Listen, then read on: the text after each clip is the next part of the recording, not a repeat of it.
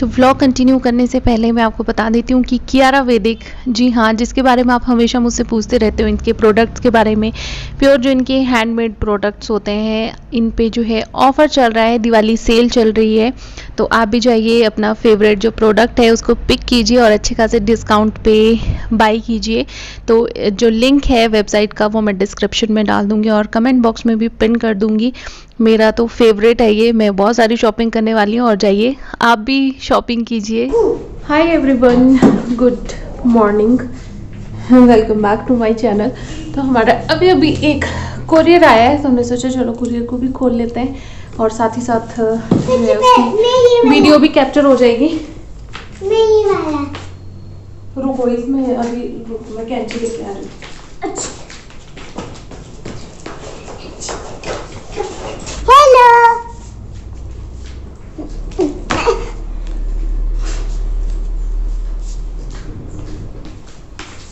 Hello, smart ही दिख रहा है यार। हाँ सच्ची। तो दूसरी सीजर मिली तो मैं किचन वाले सीजर्स लेके आई हूँ। एक्चुअली हमने एक मोबाइल फ़ोन मंगाया है नीरज के लिए, तो यहीं पे ओपन करके देख लेते हैं। पापा का ऑर्डर इतनी जल्दी आ गया। उतरी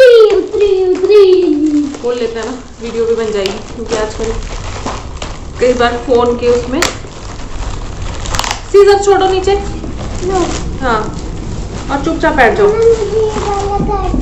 तो रुक जाओ ना, अभी एक टाइम पे एक चीज कट कर सकते हैं। उतरी हमने ये मंगाया है Redmi 9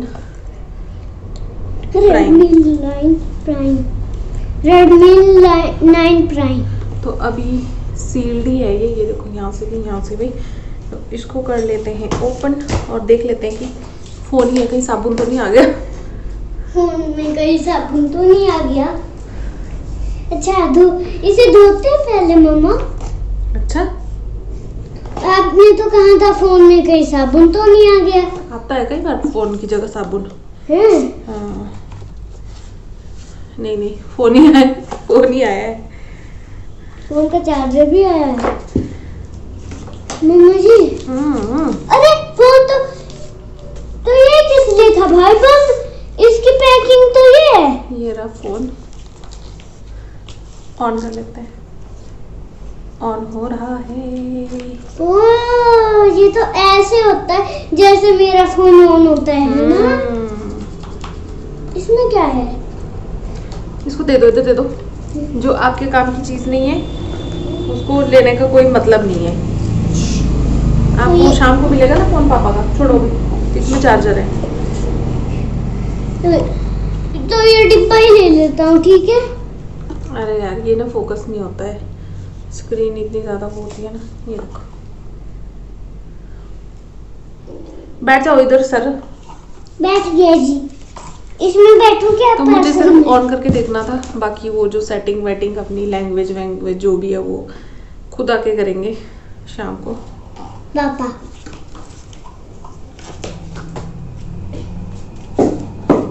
इसके साथ ये एडाप्टर, मुझे दूसरी सीजर्स अभी नहीं चाहिए, सीजर्स। और ये चार्जिंग केबल ये भी है, और बंद कर देते हैं इसको। वो आके अपने हिसाब से खुद देख लेंगे, है ना? जिसका फोन है ना भाई? हाँ जी, नीरज जी का ना। हाँ, नीरज जी का। इसमें भी कुछ आया है, इसमें आई थिंक ग्लास वगैरह होगी इसकी। देखते हैं क्या है। वो इसके साथ ये एक कवर है, बैक केस है, बैक केस। दिखाओ कैसे कलर है इसका। ओह, ये तो इसका कवर है। हाँ, ये पापा खुद लगाएंगे आके। पापा खुद लगाएंगे आके। ये मिला है, बाकी इंस्ट्रक्शन बुक मिली है और इसकी सिम इंसर्ट करने की पिन मिली है। मम्मा, रात को लगाऊंगा तुम्हें, ओके? पापा लगाए मैं लगाए, इसमें क्या फर्क पड़ता है? अच्छा, है ना?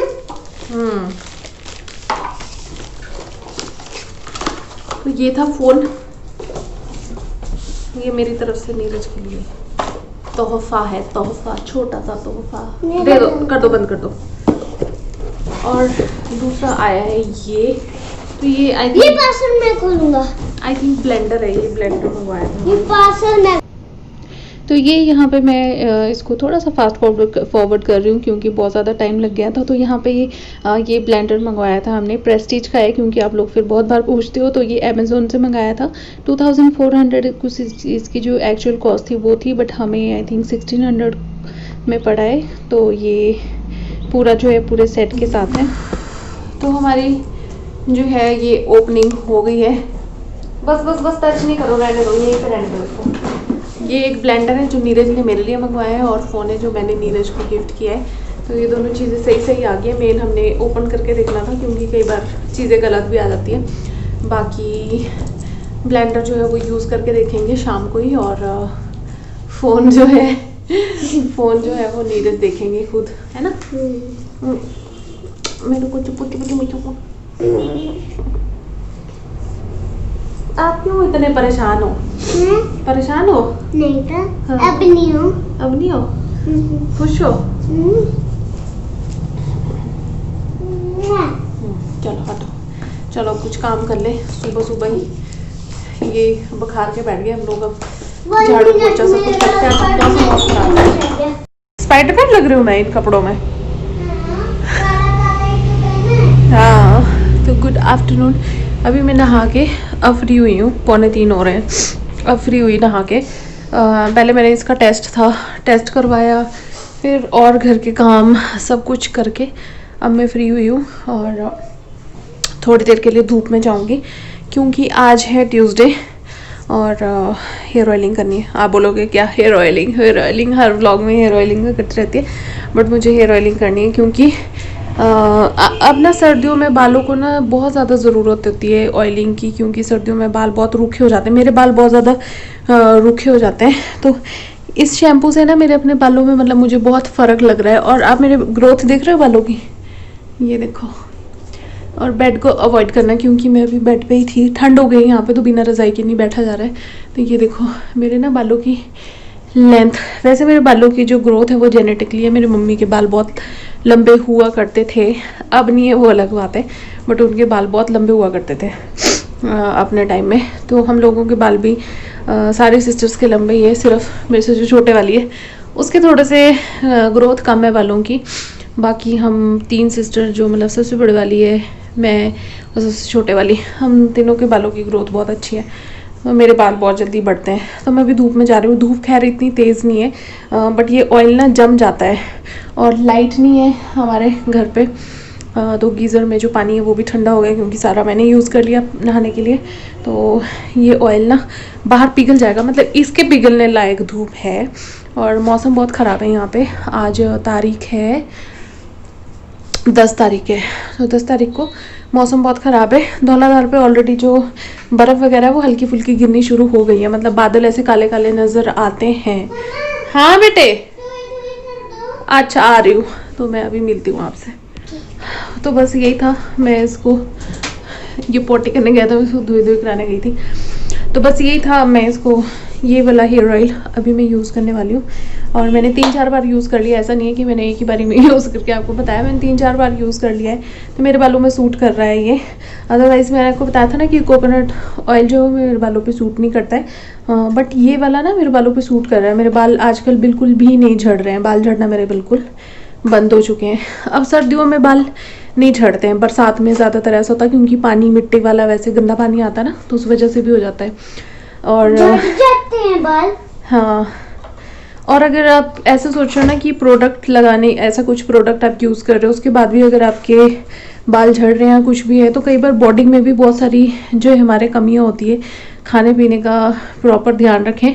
और वो हल्दी वाला जो है वो मैं उसको जो है बहुत 2-3 बार मतलब हफ्ते में मैं उसको यूज़ कर रही हूँ, सॉरी।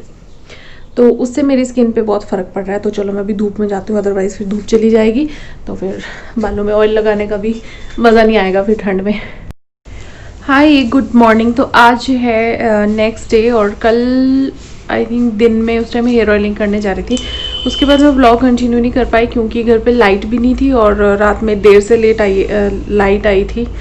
आई थिंक 7 बजे, 6:30-7 बजे कुछ ऐसे आई थी। फिर जल्दबाजी में खाना बनाने के चक्कर में फिर मैं व्लॉग जो है वो कंटिन्यू नहीं कर पाई।